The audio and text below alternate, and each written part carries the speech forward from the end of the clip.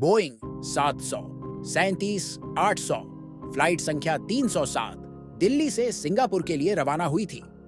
इस फ्लाइट में 150 यात्री और 6 क्रू मेंबर सवार थे। यह एक सामान्य रात की उड़ान थी, जिसमें कुछ व्यवसायी, कुछ पर्यटक और कुछ छात्र शामिल थे। सब कुछ सामान्य लग रहा था, लेकिन किसी को पता नहीं था कि यह उड़ान उनके जीवन में एक भयावह मोड़ लाने वाली है। उड़ान के पहले कुछ घंटे आरामदायक थे।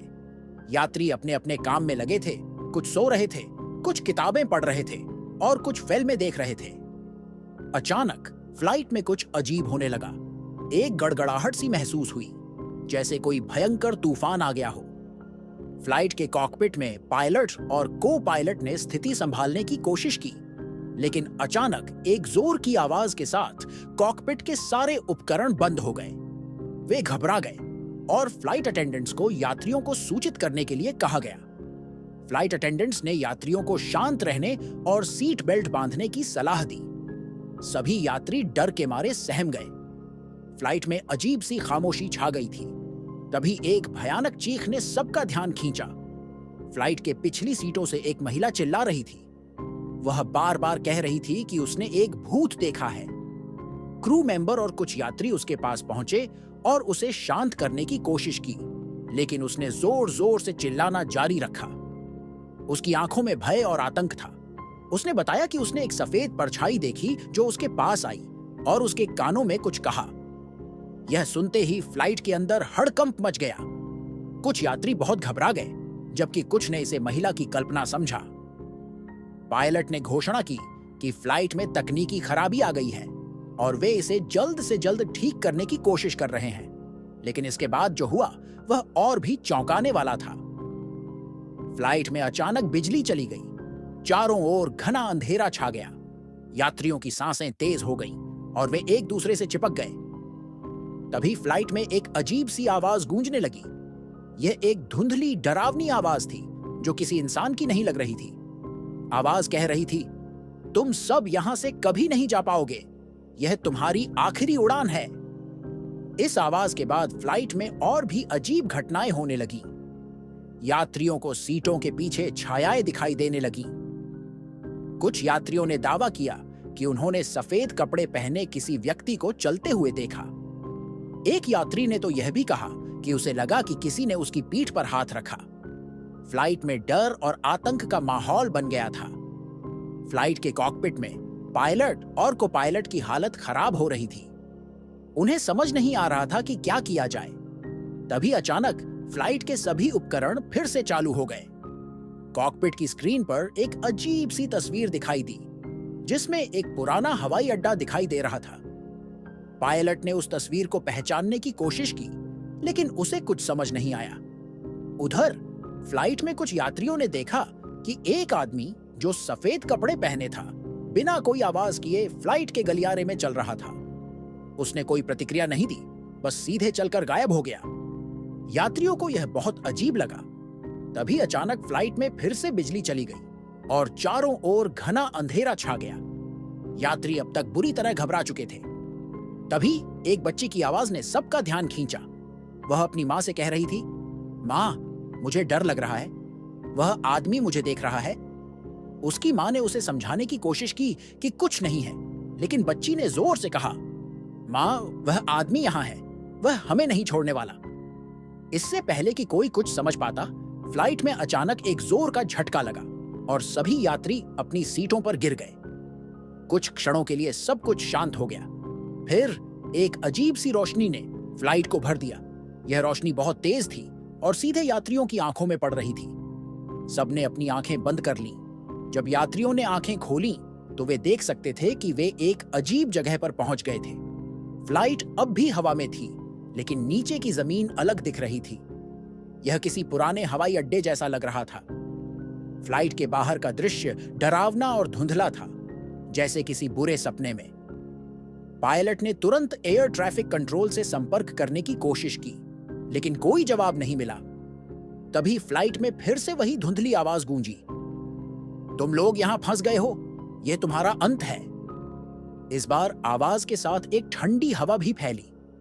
यात्रियों को अपनी सीटों पर बैठे बैठे सिहरन महसूस हुई। कुछ यात्रियों ने देखा कि फ्लाइट के गलियारे में सफेद परछाइयां घूम रही थीं। वे परछाइयां धीरे धीरे यात्रियों की ओर बढ़ रही थीं। एक महिला ने डर से चीखते हुए कहा, वे हमारी ओर आ रही हैं, हमें बचाओ। लेकिन कोई कुछ नहीं कर सका। परछाइयां धीरे धीरे यात्रियों के पास आने लगीं। तभी अचानक फ्लाइट में सभी लाइटें फिर से जल उठीं और सब कुछ सामान्य हो गया। यात्रियों ने राहत की सांस ली, लेकिन उनके चेहरे पर अभी भी डर और अविश्वास था।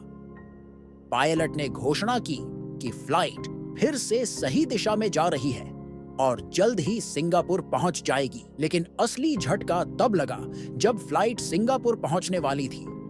जैसे ही फ्लाइट ने लैंडिंग की तैयारी शुरू की, कॉकपिट में अचानक एक अजीब सा संदेश आया। स्क्रीन पर लिखा था, तुम लोग यहां से नहीं जा सकते, यह तुम्हारा आखिरी स्थान है। पायलट ने स्क्रीन पर नजर दौड़ाई और देखा कि यह वही पुराना हवाई अड्डा था जो उन्हें पहले दिखाई दिया था। उन्होंने तुरंत लैंडिंग को कैंसिल करने की कोशिश की, लेकिन फ्लाइट ने उनकी नहीं सुनी। फ्लाइट खुद ब खुद उसी हवाई अड्डे पर लैंड कर गई। जैसे ही फ्लाइट लैंड हुई, यात्रियों ने देखा कि हवाई अड्डा पूरी तरह से सुनसान था। वहां कोई इंसान नहीं था, सिर्फ खंडहर और जंग लगी पुरानी इमारतें थीं। यात्रियों को लगा कि वे किसी भूतिया जगह पर आ गए हैं। पायलट और को पायलट ने फ्लाइट से उतरकर हवाई अड्डे का निरीक्षण करने की कोशिश की, लेकिन जैसे ही वे बाहर निकले, उन्हें एक भयानक दृश्य दिखा। हवाई अड्डे की दीवारों पर खून के धब्बे थे और फर्श पर इंसानी हड्डियां बिखरी हुई थीं। उन्हें समझ नहीं आ रहा था कि यह सब क्या है। तभी अचानक फ्लाइट में बैठे यात्रियों ने देखा कि हवाई अड्डे की दीवारों पर सफेद परछाइयां उभर रही हैं। वे परछाइयां धीरे धीरे वास्तविक आकृतियों में बदलने लगीं। ये वे लोग थे जो इस हवाई अड्डे पर मारे गए थे। उनकी आंखें खाली और डरावनी थीं। उन्होंने पायलट और यात्रियों की ओर देखकर कहा, तुम लोग यहां से नहीं जा सकते, यह तुम्हारा आखिरी ठिकाना है। पायलट ने घबराते हुए कहा, हम क्या करें, हमें यहां से निकलने दो। उनमें से एक आत्मा ने कहा, तुम्हें यहां से निकलने का कोई रास्ता नहीं है, तुम हमारे साथ हमेशा के लिए यहां रहोगे। यात्रियों ने खुद को फंसा हुआ महसूस किया। वे समझ गए थे कि वे एक भयानक जाल में फंस चुके हैं। लेकिन तभी एक बुजुर्ग यात्री जो चुपचाप बैठा था ने सबका ध्यान खींचा। उसने कहा, हम इस हवाई अड्डे पर क्यों आए हैं? यह हवाई अड्डा कहां है? वह बुजुर्ग व्यक्ति, जिनका नाम रमेश था, एक पुरानी किताब से जुड़े थे और उनमें रहस्यों को सुलझाने की गहरी समझ थी। उन्होंने बताया कि यह हवाई अड्डा दरअसल 1940 के दशक में निर्मित हुआ था और यहाँ एक भयानक हादसा हुआ था। उस हादसे में कई यात्रियों की मौत हो गई थी और तब से यह हवाई अड्डा बंद कर दिया गया था। इसे अब भूतिया हवाई अड्डा कहा जाता था। रमेश ने बताया कि उस हादसे के बाद यहाँ की आत्माएं चैन से नहीं रह पाई हैं। वे हर साल एक विशेष रात को यहाँ आने वाली किसी फ्लाइट को पकड़ लेती हैं और अपने साथ ले जाती हैं। रमेश ने कहा, यह रात वही रात है जब वह हादसा हुआ था। हर साल उस रात को यह हवाई अड्डा अपनी खुद की दुनिया में प्रवेश कर जाता है और जो भी फ्लाइट उस समय आसपास होती है वह इस भूतिया दुनिया में खींच ली जाती है। यहाँ के भूतिया लोग किसी को भी जाने नहीं देते क्योंकि वे अपने साथ किसी न किसी को हमेशा के लिए फंसा लेते हैं। यात्रियों के बीच एक भयावह सन्नाटा छा गया। सभी ने महसूस किया कि वे एक अदृश्य शक्ति के नियंत्रण में हैं। तभी फ्लाइट के एक और यात्री, जो एक मानसिक चिकित्सक थे, ने कहा, हमेशा यह जरूरी नहीं होता कि आत्माएं बुरी हों। शायद वे किसी कारणवश यहाँ फंसी हुई हैं और मुक्ति चाहती हैं। हमें कोशिश करनी चाहिए कि उनकी मदद कैसे की जा सकती है। यात्रियों ने इस विचार पर सहमति जताई और उन्होंने आत्माओं से बात करने की कोशिश की। रमेश ने एक पुरानी मंत्र विधि का उपयोग किया और आत्माओं से संवाद स्थापित करने का प्रयास किया। कुछ देर बाद एक आत्मा ने जवाब दिया। उसने कहा, हमारी मौत दर्दनाक थी और हमें बिना किसी कारण के यहाँ छोड़ दिया गया। हम यहाँ से मुक्त होना चाहते हैं, लेकिन हमें कोई सुनने वाला नहीं था। यात्रियों ने पूछा, हम आपकी कैसे मदद कर सकते हैं? आत्मा ने कहा, हमें यहां से मुक्त करने के लिए तुम्हें एक अनुष्ठान करना होगा। इस अनुष्ठान के लिए तुम्हें एक विशेष दीपक जलाना होगा और हमें उनकी आत्माओं के लिए प्रार्थना करनी होगी। यह दीपक तब तक जलना चाहिए जब तक कि हम पूरी तरह से मुक्त नहीं हो जाते। अगर यह दीपक बुझ गया तो तुम भी यहां हमेशा के लिए फंस जाओगे। यात्रियों ने सहमति जताई और अनुष्ठान की तैयारी करने लगे। वे अपने पास मौजूद सभी चीजों का उपयोग करके एक दीपक तैयार करने लगे। उन्होंने फ्लाइट में मौजूद मोमबत्तियों और तेल का उपयोग किया। जैसे ही दीपक जलाया गया, हवाई अड्डे की दीवारों पर हलचल महसूस हुई। आत्माएं धीरे धीरे उभरने लगीं और उन्होंने अपने भूतिया रूप से बाहर आना शुरू किया। यात्रियों ने उनके लिए प्रार्थना की और उनकी मुक्ति की कामना की। यह दृश्य बहुत ही डरावना था, लेकिन यात्रियों ने हिम्मत नहीं हारी। धीरे धीरे आत्माएं मुक्त होने लगीं। वे अब शांत थीं। उनकी आंखों में राहत और संतोष था। एक एक करके वे आत्माएं गायब होने लगीं। यह देखकर यात्रियों ने राहत की सांस ली। जब सभी आत्माएं मुक्त हो गईं, तो दीपक की लौ भी बुझ गई। तभी अचानक हवाई अड्डे की रोशनी तेज हो गई और एक गड़गड़ाहट के साथ सब कुछ सामान्य हो गया। हवाई अड्डे की स्थिति बदल गई थी। वह अब किसी भूतिया जगह की तरह नहीं लग रहा था। सब कुछ साफ सुथरा और नया सा दिख रहा था। पायलट और यात्रियों ने राहत की सांस ली। उन्होंने तुरंत फ्लाइट में वापस जाने का फैसला किया और उड़ान भरने की तैयारी की। जैसे ही फ्लाइट ने उड़ान भरी, यात्रियों ने देखा कि अब वे सही दिशा में जा रहे हैं। कुछ घंटों बाद फ्लाइट ने सिंगापुर में सुरक्षित लैंडिंग की। सभी यात्री बहुत ही भावुक थे। उन्होंने एक दूसरे को गले लगाया और इस भयानक अनुभव के बाद सुरक्षित वापस लौटने पर खुशी जाहिर की। एयरपोर्ट पर अधिकारियों ने फ्लाइट के यात्रियों से इस अद्भुत और रहस्यमयी घटना के बारे में पूछा, लेकिन किसी ने भी सही तरीके से समझा नहीं पाया कि आखिरकार हुआ क्या था।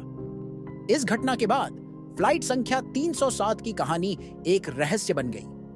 किसी ने इसे सच्ची घटना माना तो किसी ने इसे एक भूतिया कहानी कहकर खारिज कर दिया।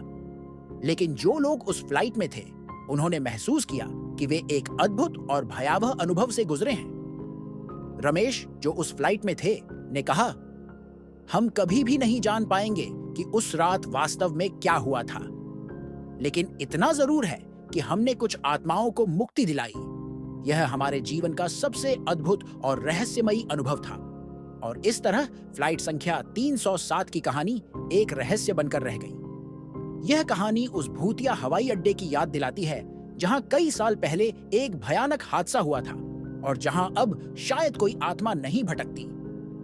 लेकिन यह कहानी हमेशा उन लोगों के दिलों में जीवित रहेगी जिन्होंने उस रहस्यमयी और डरावनी उड़ान का सामना किया था। अगर ये वीडियो अच्छा लगा हो तो लाइक करें, अपने दोस्तों के साथ शेयर करें और ऐसे ही वीडियो के लिए चैनल को सब्सक्राइब करें। धन्यवाद। अगर दोस्तों आपको गेमिंग वीडियो देखना पसंद है तो हमारे दूसरे चैनल प्ले ऑफ गोस्टर को सब्सक्राइब कर सकते हैं। लिंक डिस्क्रिप्शन में है।